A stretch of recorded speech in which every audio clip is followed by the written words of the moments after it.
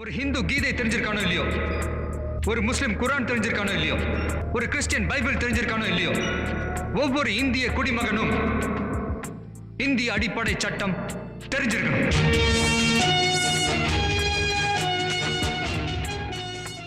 வணக்கம், சென்னை வழக்கு ரமேஷ் பேசுகிறேன். இந்த முறை பேச போகிற தலைப்பு என்னென்னு பார்த்தீங்கன்னா, செங்கல்பட்டு பக்கத்தில் நடந்த ஒரு கொலைக்கூட்டத்தில் சம்மந்தப்பட்டவர்கள் ஈரோடு மாவட்டம் சத்தியமங்கலத்தில் போய் மேஜிஸ்ட்ரேட் கோர்ட்டில் போய் சரண்டர் ஆகிறாங்க.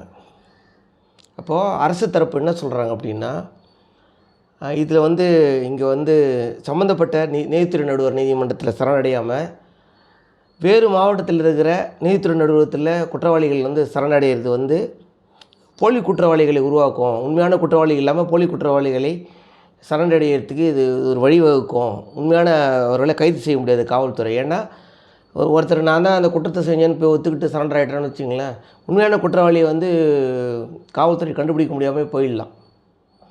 இப்போ நிறைய வழக்குகள் அப்படி தான் பண்ணுறாங்க. அதனால் அதை எதிர்த்து தமிழ்நாடு அரசாங்கம் ஒரு மனு செய்கிறாங்க உயர்நீதிமன்றத்தில். இந்த மாதிரி சம்மந்தப்பட்ட அந்த குற்றம் நடந்த அந்த காவல்நிலைய எல்லைக்குரிய அந்த நீதித்துறை நடுவர் நீதிமன்றத்தில் மட்டும்தான் சம்மந்தப்பட்ட குற்றவாளிகள் சரணடையணும். வேறு கோர்ட்டில் போய் சரணடைந்தால் அதை ஏற்றுக்கொள்ளக்கூடாது. அதுக்காக உயர்நீதிமன்றம் தகுந்த உத்தரவுகளை பிறப்பிக்கணும்னு சொல்லி அண்மையில் ஒரு மனு போட்டிருந்தாங்க. அதன் அடிப்படையில் சென்னை உயர்நீதிமன்றம்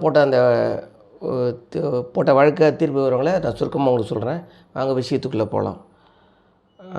கடந்த 8/3/2024 அன்றைக்கி நீதியரசர் ஆனந்த வெங்கடேஷ் இந்த உத்தரவு போட்டிருக்காரு. Criminal OP 55/77/2024.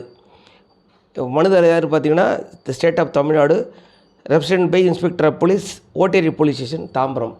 அதாவது ஓட்டேரி காவல் நிலையத்தையோடைய காவல் ஆய்வாளர் தான் இந்த இந்த வழக்கை தாக்கல் செய்கிறார் மனுதாரர்.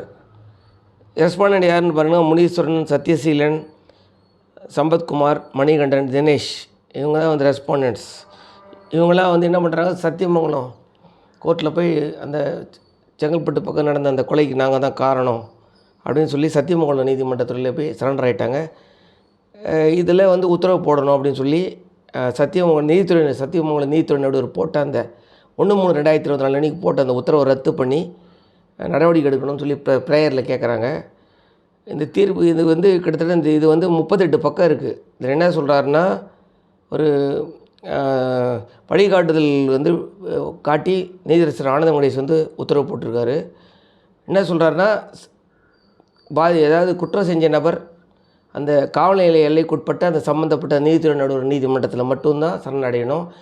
வேறு நீதிமன்றத்தில் சரணடையக்கூடாது. அப்படி சரணடைஞ்சாங்க அப்படின்னா, வேறு மாவட்டத்தில் இருக்கிற நீதிமன்றத்தின் மேஜிஸ்ட்ரேட் கோர்ட்டில் போய் சரண்டர் ஆகினாங்கன்னா, அந்த நீதித்துறை நடுவர் அவங்கள காவல் எடுக்க ரிமாண்டுக்கு எடுக்கிறதுக்கு சிறைக்கு அனுப்புறதுக்கு உத்தரவிடாமல் காவல்துறை அந்த லோக்கலில் இருக்கிற அந்த காவல்துறை ஆய்வாளரை கூப்பிட்டு இவங்களை கஸ்டடி எடுத்து சம்மந்தப்பட்ட நீதித்துறை நடுவர் நீதிமன்றத்தில் போய் ஒப்படைக்க சொல்லி நடவடிக்கை கொடுக்க சொல்லி ஒரு உத்தரவை போட்டிருக்காரு.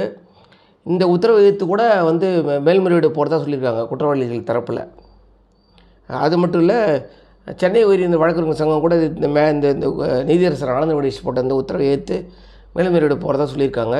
இருந்தாலும் இப்போ தற்போதைக்கு நீதியரசர் ஆனந்த வெங்கடேஷ் போட்ட இந்த வழக்கில் போட்ட உத்தரவுப்படி பார்த்திங்கன்னா, ஒரு குற்றம் செஞ்ச நபர் சம்மந்தப்பட்ட நீதித்துறை நடுவர் நீதிமன்றத்தில் மட்டும்தான் சரணடைய முடியும். வேறு மாவட்டத்தில் இருக்கிற மேஜிஸ்ட்ரேட் கோர்ட்டில் போய் சரணடைய முடியாது. எதுக்காக சரணடைகிறாங்க அப்படின்னு பார்த்தீங்கன்னா, மேஜிஸ்ட்ரேட் கோர்ட் அதாவது நீதித்துறை நடுவர்கிட்ட போய் சரண்டர் ஆகிட்டாங்கன்னா அவங்களை 15 நாள் ஜுடிஷியல் கஸ்டடி கொடுப்பாங்க. அதாவது நீதிமன்ற காவல். அப்படி கொடுத்துட்டாங்கன்னா அவங்கள காவல்துறை ஒன்றும் பண்ண முடியாது குற்றத்தை ஒத்துக்கிட்டு. இதே போலீஸ் கஸ்டடி, அதாவது குற்றவாளிக்கு சம்மந்தப்பட்டவர்களை நீதிமன்றத்தை அனுமதியோட 3 நாள் 5 நாள் விசாரணைக்கு எடுத்து அவங்க காவல்துறை அவங்களுக்கு சம்மந்தப்பட்ட இடத்துக்கு அவங்களுக்கு அதிகாரத்துக்கு உட்பட்ட அந்த காவல் நிலையத்துக்கு கொண்டுட்டு போய் அவங்களை விசாரித்து உண்மையை வெளியே கொண்டு வருவாங்க. அந்த மாதிரி மாட்டிக்கக்கூடாதுன்றதுக்காக தான் இந்த மாதிரி போய் நீதிமன்றத்தில் சரணடைகிறது. அந்த மாதிரி இதனால் போலி குற்றவாளிகள் நிறைய பேர் உருவாகிறாங்க. வழக்குக்கு சம்மந்தம் இல்லாத ஆட்கள் அதிகார பணம் மிக்கவர்கள் போய் போலி குற்றவாளியை சரணடைச்சு வழக்கை நிறுத்தி போக செய்கிறாங்க. ஆனாலும் பண்ணக்கூடாதுன்றதுக்காக அந்த வழக்கில் இந்த உத்தரவை நீதியரசர் ஆனந்த வெங்கடேஷ் அவர்கள் போட்டிருக்காங்க. இந்த விஷயம் உங்களுக்கு ரொம்ப உபயோகமாக இருக்கணும். இந்த விஷயம் உங்களுக்கு பிடிச்ச லைக் பண்ணு, கமெண்ட் பண்ணு, சப்ஸ்கிரைப் பண்ணு. நன்றி, வணக்கம்.